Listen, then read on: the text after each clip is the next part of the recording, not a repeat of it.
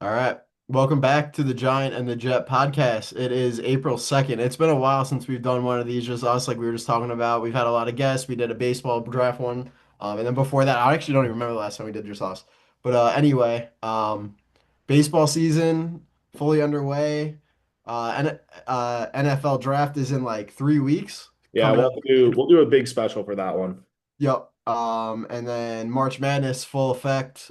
We have our Final Four. Was it on Saturday and Sunday? Or I think it's Saturday then Monday. Yeah. yeah, the Saturday, championship's always then on Monday. Monday. Yeah. Yep. But let's start with some baseball. I'm dying to know. I think the most overreaction time of the year is opening weekend in baseball. So Yeah. near overreaction, how'd the Mets do? Their offense. So the first thing that I wrote down is they scored 11 runs on opening day, and then the 5 games since opening day they have 11 runs. So I do think there is a thing in baseball where the pitching is always a little bit ahead of the hitting, especially early in the season where you're going to get a lot more of these good outings from your pitching. But they've looked listless. They haven't looked very like into the game yesterday. Alvarez had a few brain farts. Lindor had a few brain farts. It's just kind of weird. Like we have a whole new team, and it seems like it's the same team that we had at the end of last season, where they just don't have the big hit. The pitching's actually been good, and that was our main downfall. But it just seems like they're kind of still stuck in that same rut that they finished in last year.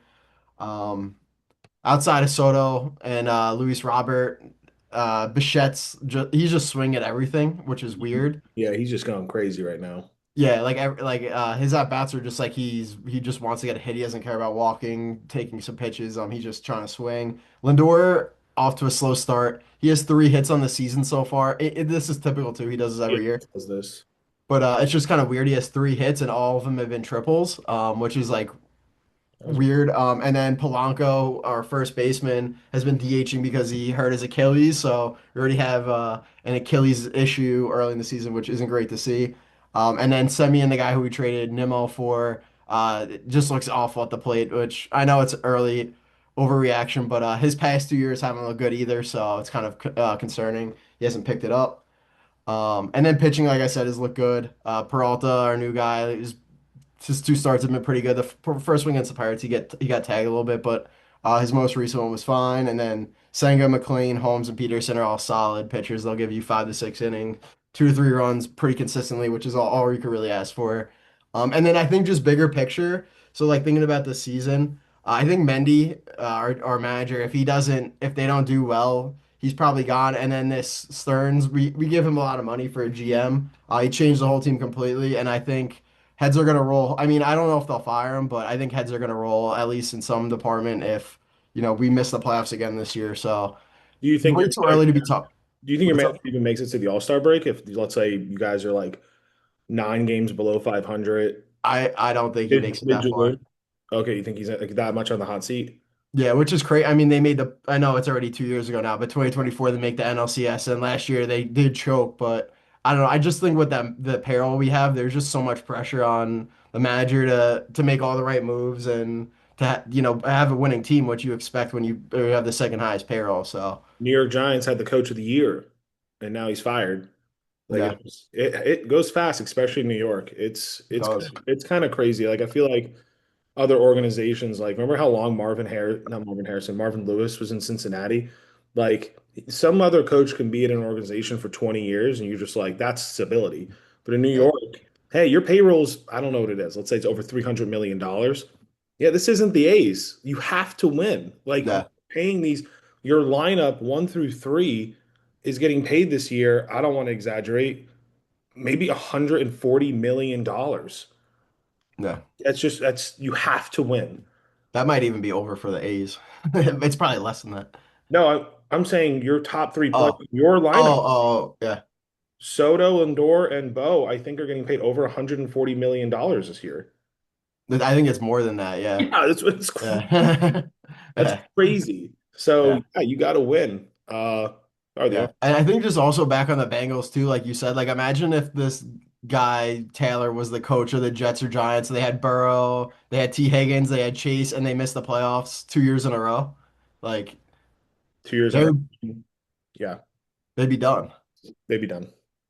Anyway, we'll bounce over to your team now. 5-1.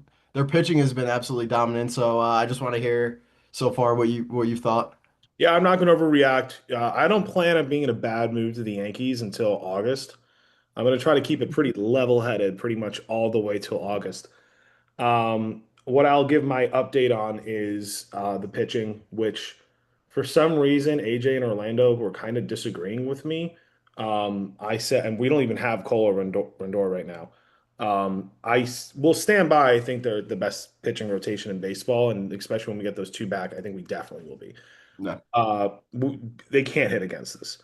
And it's not, I know it's early in the year, but for now, the Giants are a pretty decent team, and I think Seattle's a very good team. So it was impressive. Our second year guy, Cam, what's his last name? Schlittler? He looks pretty good. Yep. He is the real deal. I mean, he's throwing three different pitches, high 90s. If his arm doesn't fall off, someone once said they were watching Pedro Martinez way back when he was a young kid, and they were like, if his arm doesn't fall off his body, he'll be the best pitcher in baseball. Like this guy's looking unbelievable. I'm glad the Yankees have him. I'm glad we have him in fantasy. Um, he's just, I mean, if it'd be nice to have an ace the next 10 years, right? I mean, as a Yankee fan, I've never had that when it's a homegrown product. Like Andy Pettit to me was a stopper. He was not an ace. Like I love Andy Pettit, but like Roger Clemens, CC Sabathia, Mike Messina, Garrett Cole, all guys we signed in free agency, and yeah, they're Yep. aces. But farm guy, I mean, you might have to go back to Ron Guidry in the 1970s to say, hey, it's a true Yankee, home and grown, electric stuff. So I'm really excited about him. I'm gonna give Cashman. I Before you move on, it's funny how you mentioned the homegrown thing. I feel like I'm kind of doing the same thing with McLean right now, where he's fun to watch, but maybe it's just a Jacob deGrom thing. But every time he throws a pitch, I'm like, please don't have your arm explode. Yeah. I feel like especially with pitchers today, they're just so like prone to injury just with how hard they throw. But Yeah, it's so weird because you get these guys who can't make it a couple years, and then you'll still see Verlander out there pitching on year like 22. And I'm like, what the hell is going on here? Or you'll have who's that fat bastard from the Mets? Bartolo Colon. yeah, He can just go out there. He's still pitching in his home country's league. He's still going. It's ridiculous. But our guy, the young guys, just can't do it. So I mean, I don't know what's going on. Maybe they pitch with their whole body instead of their arm. Maybe it's the mechanics. Maybe it's just a mindset. yeah, But yeah, hopefully he makes it. By making it, I'm just saying relatively healthy, like just survive. yeah. I'm Anyway, go on. You were talking about Cashman. gonna give Cashman a compliment. I think he made the right move with the closer. Devin Williams, I would not have re-signed. Weaver, I He's would. looked good though too. I don't care. I would not have. We'll see. Yeah, long season. Uh, Bednar is looking good. He's looks like a bona fide real-time closer. We'll see later in the year. And then the overall lineup, it's exactly what you'd expect, right? So far in the season, it looks like everyone's kind of healthy. And that for the New York Yankees is the biggest thing. Like Judge is struggling. I think he's batting like 200 with two home runs. Like, well, he'll do what he has to do. But everyone seems to be doing their job. It seems like kind of like we're almost in like a cruise control, which is weird because we're only in, the second week of the season. But I was watching them and it just seemed very calm. And then what I would say is I really, really happy as a New York Yankees fan that we went on the West Coast and won early. Yeah, that Because is nice. unless I'm wrong, I have to look at the whole schedule. We're not going out there again and playing those two teams at their home stadiums. Yeah, Like, it's done. Once you play those out of division teams, then you don't play them again on the road. yeah. So I kind of did it like football, where that would be like if the Giants, the first 2 weeks of the season, were playing Seattle and the 49ers. And we kind of came out of there great. They had one walk-off hit. Seattle, but that game was winnable. We're five Yeah. and one. I just think five and one home versus the Rays and the Marlins is like good job. 5-1 on the road with the Giants and the Mariners is it's nice. It's like okay, we don't have to go, we Awesome. don't have to go out there again in the dog days of summer when it's freaking hot and you're traveling and you're kind of exhausted. Like no, we got that out of the way. I kind of like that. Yeah, it is nice. I think we're heading out. Well, we just went to St. Louis and now we play the Giants next, for 4 games, which is crazy. I think they've had one day off the whole season so far. Yeah. Where the Yankees have it, the Yankees are like always off right now. We were off the Thursday, then we were off Monday. Like we're just off all the time. But I think we're gonna hit a streak now that we're home like 10 games. And No. the final thing is I'm not gonna overreact. All of these takes are just very, very bland. Ever since I was a kid, I get this from my dad. You don't truly judge a baseball team, in my opinion, until June 1st. June 1st, you're like, where are we? Like, hey, what are we doing? That's still early, but you can kind of get a gist of a team relatively by June 1st. You're 2 months into the season. I'd say in the NFL world, what is that? Probably like week 6, week 7. You're like, okay, I kind of know if we're horrible or not. Like I kind of can figure this out. So still early. I do enjoy, you know, the rivalry is really not the same with Boston as when I was a kid. They're really not doing their part of it, in my opinion. But I'm still Thunder. It's an omen. Maybe the Red Sox are coming back and getting me. Yeah, that was it. Oh God. What are they, But 1-5 right now? they're 1-5. I still love that they're losing. It brings me joy. You got Dave, Crybaby Portnoy, already saying to sell the team. It's hilarious. And they do suck, and their owner doesn't care about them. And as much as I complain about the Steinbrenners, at least he's spending money relatively. Like we're probably top three payroll in baseball. So No. fuck Boston. I hate them. So I'm happy they're suffering. It's a long season. I'm not going to overreact, but keep losing brings me joy, even though they're not even competitive anymore relatively. So yeah. He's too worried about Liverpool, the owner, right? Doesn't he own Liverpool also? Yeah, he owns a bunch of things, and he's just Yeah. not, he's not, it's. I'm watching The Sopranos right now. The Red Sox would like his Guma. The Guma leaves Side you. piece. Yeah, if the Guma leaves you, it's like, yeah, whatever. Hey, it was nice knowing you. It's not his Yeah. wife. Red Sox aren't his wife. Like Carmela, you can't leave me. I love you. So Have you ever seen it before? yeah, I Oh, okay. watched it once like 10 years ago, and I just don't remember anything. So I'm rewatching it. So. I love that show. It's a great show. That's my baseball take. That's all I got. It's good.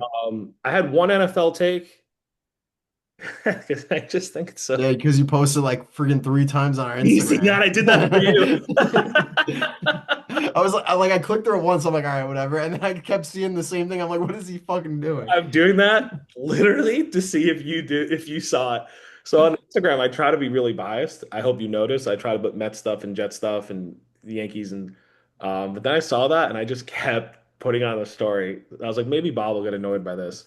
Um, so I'm gonna read the quote and then I want to know what you think. Jets head coach Aaron Glenn said, quote about quarterback Geno Smith, that I guess it's not a complete quote. I'm just going to read what it said. Quote, Geno Smith will lead the franchise to the, quote, promised land because he has a chip on his shoulder to prove the doubters wrong. Bob, what is the promised land? I feel like honestly, in the context of the Jets, the promised land's probably playoffs, just making the playoffs. Which is embarrassing, I know, but like it is kind of a promised land at this point, considering we haven't made it in however long, 14, 15 years, whatever it is. Um, I actually do agree though that Geno Smith probably does have a chip on his shoulder. He Um, might not have a shoulder. yeah, well, because he was playing behind the worst offensive line in the NFL last year. Yeah. And he just looked terrible. He got murdered. So if he doesn't have a chip on his shoulder, he's probably close to retiring. I'd imagine because like I'd be pissed off if I got beat up for a full year and then go to the Jets of all things. But yeah, I think he's an upgrade over Fields. He's probably going to be our best quarterback since 2021 outside of Rodgers. I know it's only 5 years, but Rodgers' one season will probably be better than Geno's upcoming season. He's better than Zach Wilson and Fields. And then I don't know. I feel like depending on what we do in the draft, this feels like we're gonna win like 6 or 7 games, which is like exactly what I don't want to happen. Just below mediocre, and then you don't get a top QB in the draft, which is like a nightmare for us. So Bob, if you think you're winning 7 games with this team, I think you're out of your mind. they made moves in the offseason though. I mean, they signed a bunch of like defensive players of 1, 2 year deals that are like veterans. I don't know. And they're gonna draft a wide receiver. They're gonna draft a good defensive, probably edge rusher. I think they're gonna win 6 or 7 games. It's gonna be a nightmare. Yeah, I mean, that is the worst thing that could happen, but I really don't think the Jets are winning 6 or 7 games. Like I hope not, they have but raw, I think they have the worst. The Raiders are close. I think you have the worst roster in football. And I think you deliberately do because you traded away everyone. Like you, yeah. you traded away everyone, and yeah, you have these one-time guys, but like you don't have a quarterback.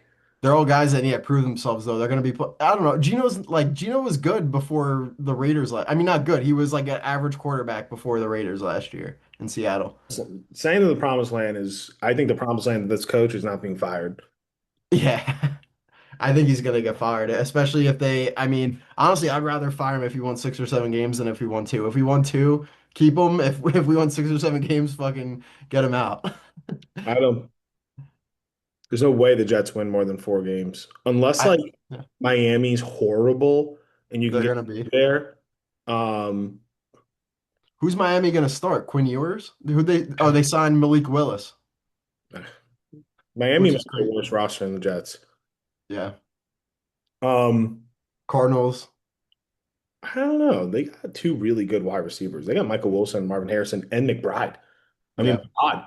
God, you get an average quarterback in there. Like, who was the quarterback last year? Brissett? Who's their quarterback this year? I literally don't know. I think it's Brissett again. Sign me up for all those weapons on fantasy because they were doing Yeah. great. Any other NFL takes? I really was looking. I actually looked through ESPN. I really didn't see any. Not Uh, much. This is like the actually the dead season for the NFL. Like people think it's like right after the Super Bowl. This is like when there's nothing going on between the combine, free agency and the draft. Like this is I think it's a perfect time for them to go quiet because it's March Madness. yep. And once March Madness ends, we go heavy on the draft. And that's all people talk about. So Yeah. smart of the NFL. Talk about March Madness. How much you watch in the tournament? I Uh, honestly have not really watched a lot. I've been traveling a little bit. I don't know. I feel like it's been kind of like boring. I went to those games. I went to the Michigan Howard game and the Billiken, St. Louis and Georgia games, and those are both cool to be at. But this is probably the least I've watched in at least a considerable amount of time. Surprisingly. mm, I did watch the Duke UConn game, which was incredible. Maybe the best game of all time in college basketball. I wouldn't call it the best game of all time just because UConn was just down the whole time. I think that makes it better though, right? Like you storm back and then you hit a game-winning shot against I two think a blue great bloods. Like, game. I think a great game. It's a great game. I think a great game of all time is like 12 lead changes, yeah, back and forth. back and forth. Like one team won't die. Like UConn, it was crazy that they were still in it, and it's credit to that coach and just them fighting and fighting and fighting. And I mean Duke was just a better team. They just kept fighting. But yeah, keep going. I didn't mean to cut you off. No, that's really all I had to say about it. I feel like though too the thing that I've noticed about the NCAA tournament is like you'll get like one or two like lower seeds that can really mess up the tournament, but it's really chalky now. Like it's probably more chalky than it's ever been. Like even the 5-11 or 12-5, like 7-11, like there's not as many upsets there as there used to be, I think. Yeah. Um, which I think kind of ruins the product. I like to watch it for the upset and to see that buzzer beater. By 14 seed against a 3 seed or whatever, and it just doesn't happen as much. Yeah, it doesn't, and I don't know the reason. Is it the COVID rules? Is it the seniors? Is it, Yeah, you, NIL. you just have these programs like Michigan who their rosters can be 20, $25 million where, you know, like, I know McNeese beat Wisconsin, but like at the end of the day, they can't make a run. Like, even that FAU team that made a run several years ago, like they wouldn't have come back for a second year back then because they're not going to turn down. Well, I think NAL was around that back It then. was, yeah. I think they all just came back because they had that good run, and Dusty May stayed for another Yeah. year. But so wrong take. My take, well, first of all, you got to gamble, right? The whole That point does of play March into it. Madness is huge. Like I don't know how many brackets you did, but if you did like me, if you did two brackets, $50 a Just bracket, just one. then that's the fun part, right? I would say it's kind of amazing how difficult it is to win the bracket. So there's 119 brackets in Nick's thing, 119. And at one point during the Elite Eight, I looked at my phone and I shorted myself. So every single thing I was undecided on, which was like half of the games in the first round, half of the games in the second round, well, I would do the opposite, right? At one point, I was ranked 93rd and 98th. So you got like half of them wrong, like half of your I don't unsure ones even, wrong, and one I half of don't, the. I don't even, I was like, how is this even possible that I could be doing the opposite of what I'm thinking in two different things, and I'm still 93rd and 98th out of 119. Clearly, I'm terrible at it. The one thing I'll say is going in the future, there's always a coach that you should put in your Final Four no matter what. And when we were growing up, that was Coach K, and that was Roy Williams for UConn, not for UConn, for North Carolina. The UConn coach, Hurley, is someone that, okay, at this point, if you don't have him in your Final Four, you're stupid because he's been in the Final Four three of the past 4 years. The one year he wasn't, it was to Florida, to which won the national championship. We lost by one. Um, he's clearly a difference maker. Uh, the other Final Four team, Michigan, I would say I kind of saw this coming because we're FAU fans and we saw Dusty May. Yeah, And I had in my bracket, I have Michigan winning. So who so knows? do I. Maybe I'll jump when that happens, but clearly he has some magic. So if you're going to bet two coaches in the future, you might just for the next 5 years just put UConn, Michigan because those two coaches are going to recruit well. You know what they're going to do? They'll recruit big. It's like, Yeah, oh, let's go small guards. Well, I'm Michigan and I have three 7-footers who can guard, who can defend guards. he So has like a formula, Dusty May. If you notice, he has like very good scoring forwards, a really big center, and then very athletic guards. yeah, Like I guess maybe that's just like a common thing in basketball, but I feel like he has very like specific things that he looks for in each position yeah, that he runs out. yeah. And that formula equals Final Fours and you know Yeah, with FAU, it equals Final Fours. It's crazy. Well, now, yeah, and yeah, Arizona's a great team. I don't have a lot to comment on them. I think they just got a really special group of guys. My huge complaint with the people predicting college basketball is with Illinois. Um, their entire lineup is Eastern Europeans. So genius, whoever their AD was and their coach was like, we're not going to be able to compete with Michigan and Duke and North Carolina. So we're going to go to Eastern Europe and get all these guys and bring them over here. And they're fucking dominating. Where was that information when I'm watching all of these shows before the tournament? Like, wouldn't that be something that's really good to know? That would be like if I'm about to enter a soccer game and the rival team across from me, they're all from Brazil or they're all from Spain, Yeah. all from England. Oh, they went to Manchester and brought over an entire youth program. Oh, okay. Yeah, that's something to know. I wish I knew that information before I gambled all this money. So that's kind of crazy to me that no one was mentioning this.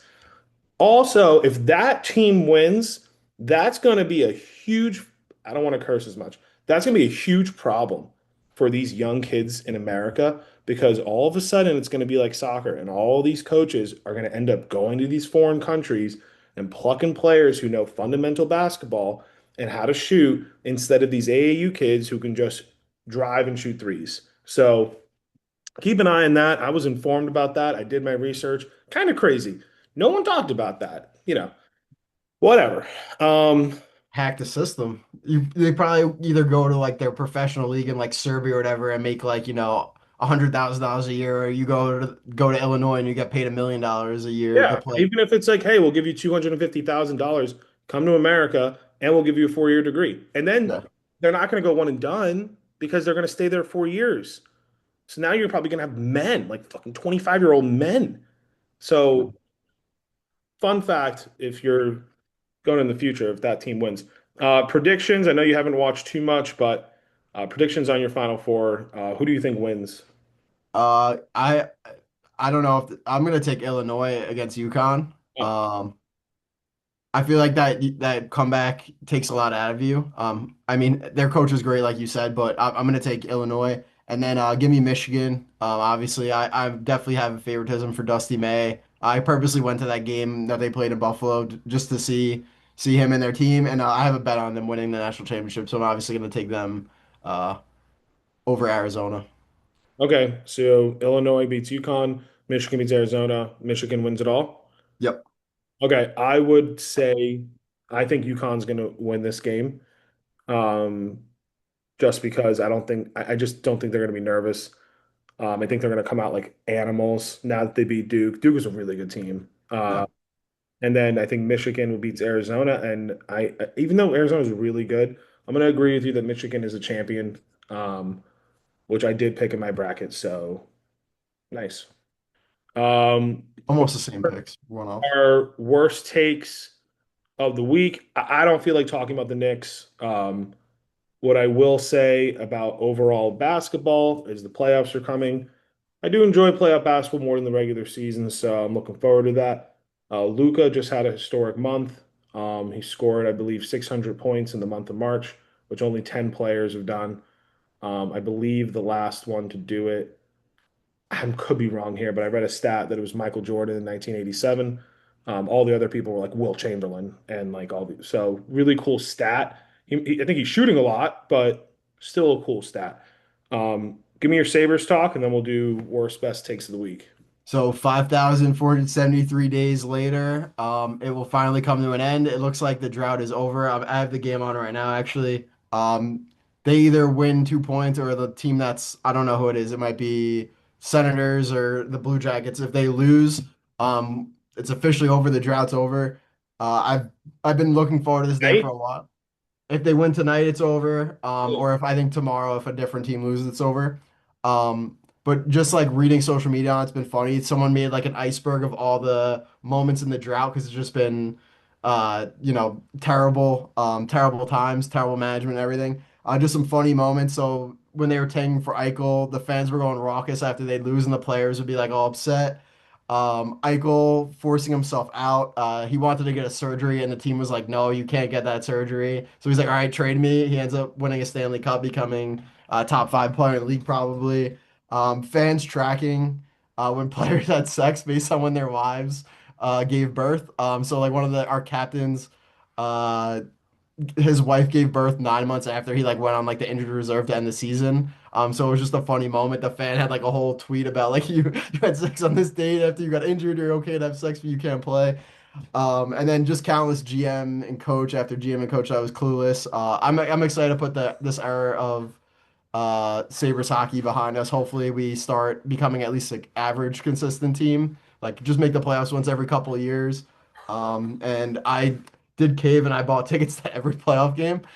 So That's it awesome. was either you buy all or you buy none. So I was like, you know what, I'm gonna buy them all, and I could just sell them, and I could probably sell them for like 4 times of what I paid for them. So I'm just excited to be back, going to Italy, and then I think the first day I get back will be the first home game. So it's gonna be a good 2 weeks coming up. That's awesome. Yeah. Congratulations. My dad in '94, I think he said he went to every single Rangers hockey game until the Stanley Cup win, and then he had to take a vacation off work because he was so exhausted. So Just going to the Rangers games and work every other day. yeah. And well, the Knicks were also in the playoffs. So I guess he was like but he would take the Knicks games off and just watch them from like a bar at home. What a wild time that must have been. That was the same like time OJ got arrested too, right? That was Yeah, like a crazy. literally. It wasn't the same week. It was game seven. They like shut it off and put the OJ trial thing on and he was Yeah. running from the cops. Crazy time to be alive. But that's nice for the Sabres. I hope they have a nice playoff run. Um, worst, best takes of the week. You want to go first or me? Mine isn't very good. I was kind of having trouble thinking of one, so I could just go first quickly. I think I touched on earlier that trade of Nimmo for Semyon. I was very okay with it. And I think in like 3 years when Semyon's done and Nimmo still has like 3 years left on his contract, it'll be better. But I don't know. Simeon is good on defense. He's going to be like half the hitter that Nimmo is, which sucks. At least that's what I think. And we'll see. I was very okay with it, and now I'm starting to have regrets, I think so. It's my worst take. My worst take is like usual, my bracket. Um, I not to brag, but I've pretty much, if I put my mind to something, eventually I can win. Fantasy baseball, fantasy football, life events. The bracket has always slipped through my fingers. I can't get it. Not only can I not get it, I'm not close. Like I'm not. I'm always in a group. I'm never like in the final weekend. Like, oh, I have a chance. No. Like if there's 100 guys in there, I'm 97th, and my other brackets like 72. So I don't know what I'm doing. So that's my worst take of the week. About your best take of the week? I think it's just, I mean, it's so hard with baseball because we've said 100 times it's so early, but I am feeling good about our fantasy draft, at least our late picks. I feel like we nailed Schlittler, Rice, and Pages. They all seem like they're going to be potentially all-star players this season, which is really all I could ask for, especially in those like late rounds. I think we got them all after the 10th round, so um, that's awesome. Hopefully they keep playing the way they are because they've all looked great so far. I love our fantasy team. Yeah. So my best take of the week early, but it's the Yankees pitching. Last pod, I think I kind of got some heat when I said they're the best pitching staff in baseball. Like I said, very early, but it's looking like it. And I mean, we can't keep up the pace we're at, but I think we're allowing less than a run a game. So it's kind of crazy right now. So that's my best take of the week. You have a bigger shout out than me, so you want to go second? Sure. All right. Listen up. If anyone's watching this, my last minute shout out is to a show on Amazon Prime called Invincible. Okay. It is the best show on television right now. Nothing compares to it. And you're going to go, Mike, what are you talking about? It's a cartoon slash anime. It's unbelievable. So they have more A-list celebrities and A-list actors in this show than any movie you've ever seen. The writing is unbelievable. They go from the comic book exactly. Same exact writer of the comic book from The Walking Dead, same guy. Oh, that's cool. It is just beautiful to watch every single day. And it's just a relief of like, it's like a sigh of relief that they can still make shows like this. This last episode really blew me away. It was when Mark fought Conquest Fight 2. It was so graphic that I actually had to go like this with my eyes, In a which, cartoon? yeah, dude, uh, go watch it. I'm gonna have to watch it. It was so well done and it was so violent, but not in like a bad way. Just it was within the story. Um, it's just invincible. What a show. Keep going. It's like we're halfway through the season and I'm starting to get depressed that it's almost over. And we're only halfway. Uh, What season is it on right now, too? season 4. Oh wow, okay. Yeah, and it's just unbelievable storytelling, an unbelievable plot, great character development, invincible.